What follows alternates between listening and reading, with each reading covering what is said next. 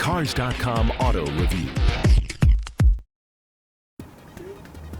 Hi, I'm Dave Thomas with Cars.com. Today we're going to look at the 2010 Subaru Outback. It's all new for this year, it's bigger, it gets better fuel economy, and we're going to look at all the changes from the previous generation. It just so happens we have a previous generation Outback here. It's my personal car.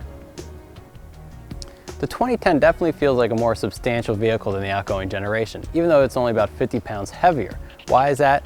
Well, it's about 2 inches taller, about 2 inches wider, and it has pillared doors, which makes a huge difference. Obviously, the one change everyone's going to notice right away is the styling. The 2010 is a little bit busy in my opinion, and the one place you're going to notice that is the front end. If you look closely, it kind of looks like the last generation, but maybe on steroids, because the headlights are bigger, the grille has a lot more going on, and it might be a little bit much for some buyers. One cool new feature are these innovative roof racks, which when you don't need them, fold away to the side so your aerodynamics are better and you get better fuel efficiency. When you do need them, it's a really simple process. It's one latch, you pull out, they swing over, and then pop in. And these also have rubber on the bottom, so if you miss and slide, it won't scratch your paint. The old Outback had a pretty simple interior, and the new one, it's a little busier, a little more complex, kind of like the exterior. Now this limited trim model has wood trim, the base model has a kind of a fake metal trim, and they both have this separate, different kind of fake metal trim in the center. Even if you don't have the navigation system, you still get this kind of sheen metal look and a lot more buttons than the old one. Now, there are a lot of improvements on the interior, namely the padded center armrest is much nicer, much more comfortable. Same with the armrest on the side doors. You are missing the big hand grasps from the old Outback, which I really liked.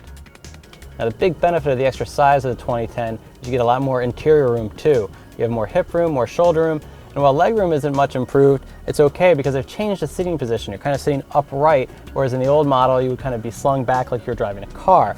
And there's tons of headroom. There's actually more headroom in this Outback than there is in Toyota's Venza, which is a competitor. Not only do you sit higher like in an SUV, the new Outback actually rides more like an SUV than the old model, which is much more car-like.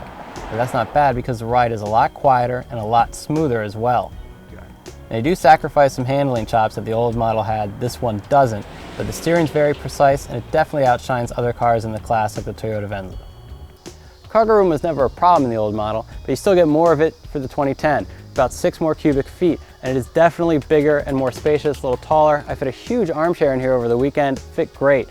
Now one big problem is you can't lower the rear seats from the back anymore. Before there was a latch on the top of the seat, you just leaned in, hit it, and pushed them down. Here you can tell it's even a little harder to lean in, so now you have to walk around the side and use the same lever that you recline the seats with to fold them down. It's a big pain if you're in a crowded parking spot.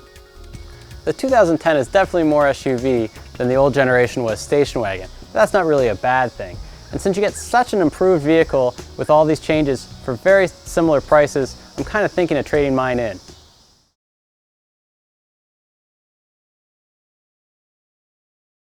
For more car-related news, go to Cars.com or our blog, kickingtires.net.